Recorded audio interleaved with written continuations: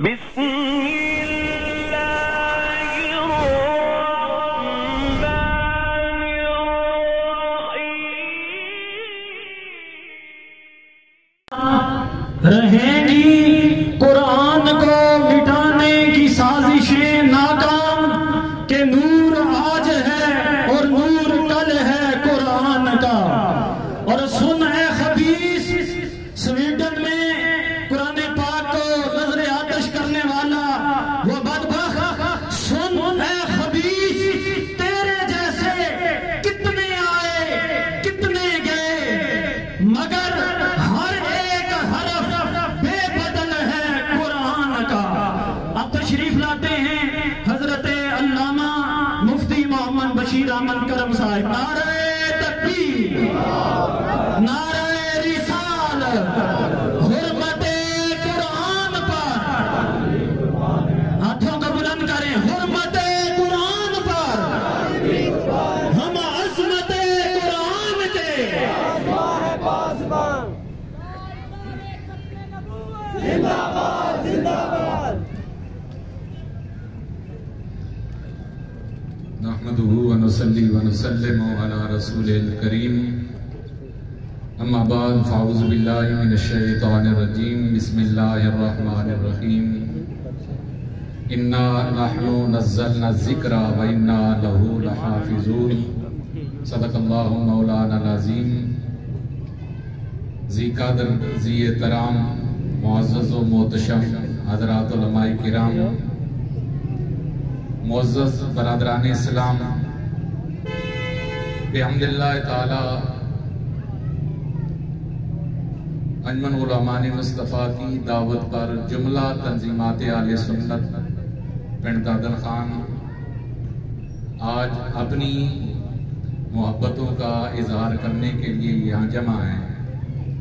ہمیشہ کی طرح آپ احباب نے مختصر دعوت پر یہاں جمع ہو کر در حقیقت اسلام کے ساتھ، قرآن کے ساتھ، اللہ کریم کے ساتھ، اللہ کریم کے محبوب کریم صلی اللہ علیہ وسلم کے ساتھ اپنی محبتوں کا اظہار کیا ہے۔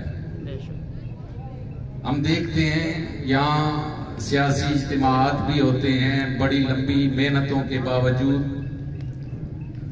وہ جلوس جلسوں کی تعداد 100 تک نہیں پہنچ سکتی، لیکن بحمد اللہ پرسنلی ذاتی دعوت کے بغیر بھی آپ ہزاروں کی تعداد میں یہاں جمع ہیں، تو یہ اعلان اور اظہار ہے اس بات کا کہ اہلیان پنڈ دادر خان معاشی بدحالی، سماجی بدحالی سب برداشت کر سکتے ہیں، لیکن کوئی اسلام کی بنیادوں پہ حملہ کرے ہم یہ برداشت نہیں کر سکتے۔ اب یہ کوئی پہلا واقعہ نہیں کہ ہم یہاں احتجاج کے طور پہ آئے۔ جب ہم احتجاج کے لیے نکلتے ہیں تو در حقیقت یہ ایک پریشانی کا موقع ہوتا ہے، ایک دکھ کا موقع ہوتا ہے۔ سال پہلے اسی ملک سویڈن کے اندر قرآن مجید فرقان حمید کو نظر آتش کیا گیا، پھر 6 مہینے پہلے قرآن مجید فرقان حمید کو وہاں پر باقاعدہ حکومتی سرپرستی میں جلایا گیا، اور یہ تیسری بار ہے 1 سال کے اندر کہ عید کے موقع پر پھر وہاں عدالت کی اجازت سے پولیس کی سرپرستی کے اندر قرآن مجید فرقان حمید کو نظر آتش کیا گیا۔ میں بالکل مختصر وقت میں اس کے اسباب کیا ہیں، یہ ہم مسلمانوں کے ساتھ ہی ایسا کیوں ہو رہا ہے؟ کبھی ہم تحفظ ناموس رسالت کے لیے نکل رہے ہیں، کبھی ہم تحفظ اسلام کے لیے نکل رہے ہیں، کبھی ہم تحفظ قرآن کے لیے نکل رہے ہیں۔ اسباب کا تعلق کچھ ان درندوں سے ہے، کچھ ہماری ذاتوں سے ہے۔ جو ان کے ساتھ ہے وہ ان کا ضمیر، ان کا خمیر جو تعلق ہماری ذاتوں سے ہے ہمیں اس معاملے کے اندر ضرور غور و فکر کرنا چاہیے اور اس اجتماع سے کچھ نہ کچھ ضرور سوچ کے واپس پلٹنا چاہیے. سب سے پہلی اور بنیادی وجہ آئے روز یہ توہین کے ہونے والے واقعات یہ در حقیقت عالم اسلام کی بے چارگی ہے. مسلم امہ کے حکمران پالتو بن چکے ہیں امریکہ یہود و نصارہ کے، دریوزہ گھر بن چکے ہیں ان کی ایک خوشنودی کے لیے. فرانس کے وزیر اعظم کے ساتھ ایک جھپی کے لیے ہمارا وزیر اعظم بےتاب نظر آتا. عالم اسلام کے حکمران جب رشوت خوری حرام خوری کے اندر اپنا دین بنا چکے ہیں تو پھر ہمیں یہ دن دیکھنا پڑتا ہے وہ جو مرضی کر لے انہیں پتا ہے یہاں غیرت حمیت ختم ہو چکی ہے. ان پورے عالم اسلام کے حکمرانوں میں ہمیں کوئی ایسا نظر نہیں آتا جو ہمیں آنکھیں دکھا سکے. ہلکی سی بولی بولتا ہے طیب اردگان، وہ بھی زبان کی حد تک عملی اقدامات کی طرف نہیں جایا جاتا. یہ پہلی وجہ ہے کہ ہم آئے روز اپنے ایمان پہ حملہ ہوتا دیکھتے ہیں، اسلام پہ حملہ ہوتا دیکھتے ہیں، قرآن اور عظمت مصطفیٰ پر حملہ ہوتا دیکھتے ہیں. دوسری بنیادی وجہ قرآن مجید فرقان حمید کو کیوں جلایا جا رہا ہے. یہ واقعہ بھی صرف اس سال سویڈن کا نہیں، مختلف ممالک میں پچھلے کئی سالوں سے ہو رہے ہیں. اس کی بنیادی وجہ یہ ہے یہود و نصارہ اپنی کتابوں کی حفاظت نہ کر سکے. آج نہ تورات اپنی اصلی حالت میں موجود ہے نہ انجیل اپنی اصلی حالت میں موجود ہے.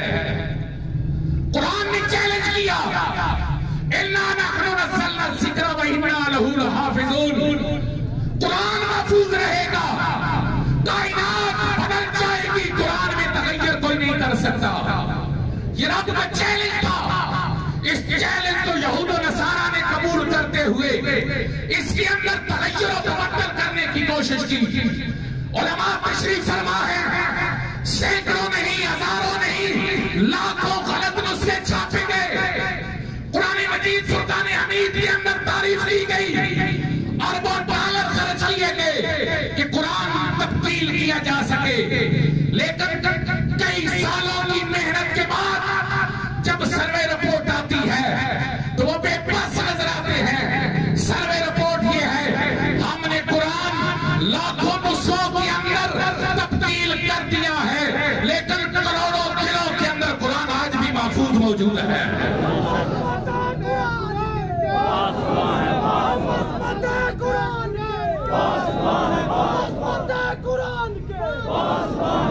یہ تاریخ جاننے والا ایک بچہ بھی جانتا ہے یہ کوششیں یہود و نصارہ نے کی کر کر کے تھکے. اب در حقیقت قرآن کو جلایا جانا، قرآن کی بے حرمتی کا کیا جانا یہ عالم کفر کی بے بسی کو ظاہر کر رہا ہے. جو قرآن نے چیلنج کیا تھا فاتو بصورت مثلہ، لاؤ اس قرآن کی مثل، یہ چیلنج آج بھی موجود ہے، قیامت تک موجود رہے گا. جب کفر تبدیل نہ کر سکا تو اپنے اندر کی بے بسی کا اظہار قرآن کو جلا کے کر رہا ہے. در حقیقت یہ کفر کی بے بسی کا اظہار ہے، یہ قرآن کی عظمت کا در حقیقت ایک اعلان ہے. تیسری وجہ جس کا تعلق ہماری ذاتوں کے ساتھ ہے، قرآن کی تعلیمات کا ایک تعلق ہماری ذات اور ہمارے عبادات کے ساتھ ہے اور قرآن کی ایک تعلیمات کا تعلق معاملات کے ساتھ ہے. کفر کو ہمارے ساتھ کوئی غرض نہیں کہ ہم نماز پڑھ رہے ہیں یا نہیں پڑھ رہے ہیں. کفر کو اس بات سے کوئی غرض نہیں ہم روزانہ کتنی بار ذکر الہی کر رہے ہیں یا نہیں کر رہے ہیں. کفر کے سامنے ہمارا جو معاملہ ہے وہ ہمارے معاملات کا ہے. کہیں ہم توہین قرآن کے سبب میں شامل تو نہیں، یہ بات غور کرنی ہے ہم نے. جب رشوت خوری کے اندر اسلامی ممالک کانپتے ہوئے، جب ظلم و ناانصافی کے اندر اسلامی ممالک اوپر والی فہرست میں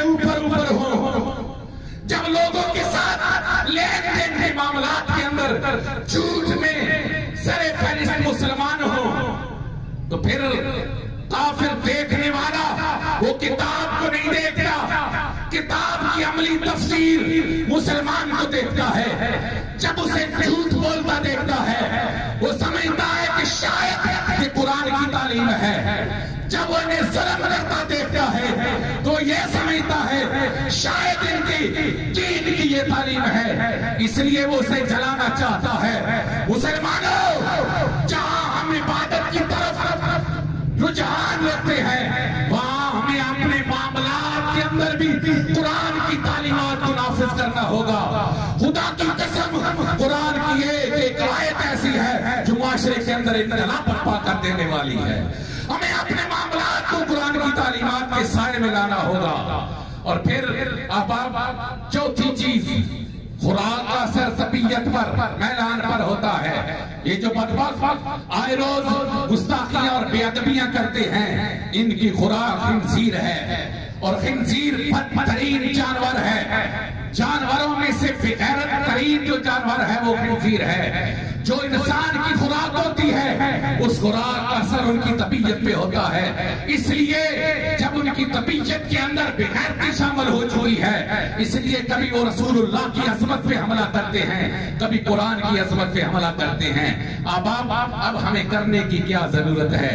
کرنے کی یہ ضرورت ہے، ایک کا تعلق ہمارے اسلامی ممالک سے ہے۔ OIC ہماری اسلامی ممالک کی تنظیم ہے، اسے فعال اور اسے منظم کرنے کی ضرورت ہے۔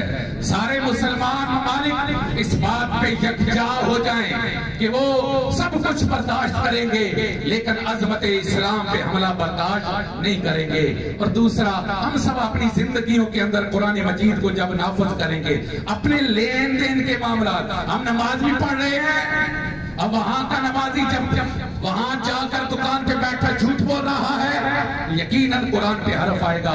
ہمیں اپنے عمل سے قرآن کی حفاظت کرنی ہے۔ اور چوتھی عام ترین چیز، میرے سیدی مرشدی حضرت قبلہ پیر محمد امین الاسناد شاہ صاحب ایسے ہونے والے واقعات کے بعد ہمیشہ ایک سبق دیتے ہیں، وہی مرشد خانے کا پیغام آپ کی خدمت کی نظر۔ آپ کا پیغام یہ ہوتا ہے، وہ تعریف قرآن اور توہین قرآن کے مرتکب ہو رہے ہیں۔ آپ اپنے بچوں کو قرآن کا حافظ بنا کر اور اپنی زندگیوں میں قرآن کو نافذ کر کے قرآن مجید کے محافظ بن جائے۔ تیار ہیں؟ انشاءاللہ کوشش کریں ہمارے علاقے کے اندر قرآن مجید کی حفظ کی تعداد اور زیادہ ہو۔ آخر میں آج کے اجتماع کے حوالے سے میں قرارداد مذمت پیش کرتا ہوں، اس کے بعد ہم سب کی جان، ہم سب کی آن، ہم سب کی عزت و آبرو قبلہ پیر صاحب کو میں دعوت خطاب دوں گا۔ پہلے آپ سارے اتفاق کرتے ہوئے اس قرارداد مذمت میں شامل ہو جائیں۔ آج کا یہ عظیم الشان اجتماع سویڈن میں ہونے والے قرآن مجید فرقان حمید کی بے حرمتی کی شدید مذمت کرتا ہے۔ اتفاق کرتے ہیں؟ سارے ہاتھ کھڑے کیجئے، سب اتفاق کرتے ہیں۔ ہم عالم اسلام کے حکمرانوں سے مطالبہ کرتے ہیں کہ OIC کو منظم کریں اور صرف زبانی مذمت کے بجائے عملی اقدامات اٹھائیں۔ اتفاق کر رہے ہیں۔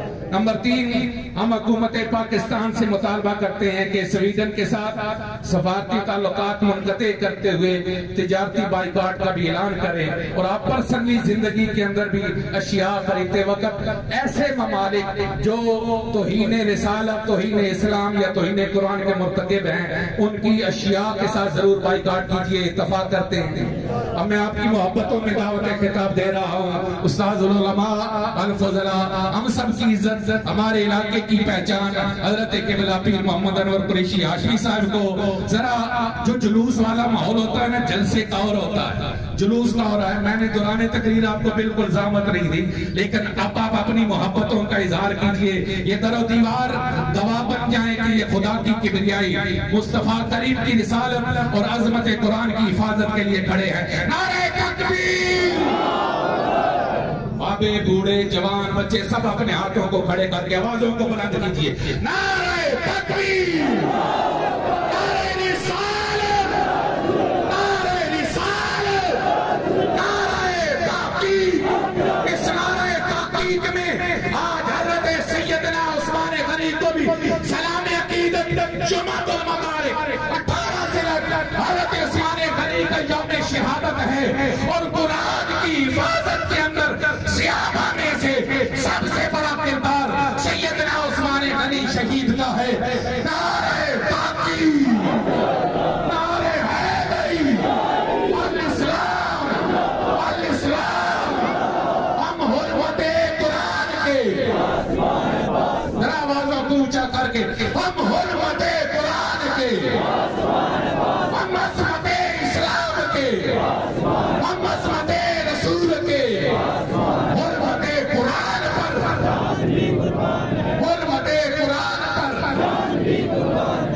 جامع القرآن عثمان نار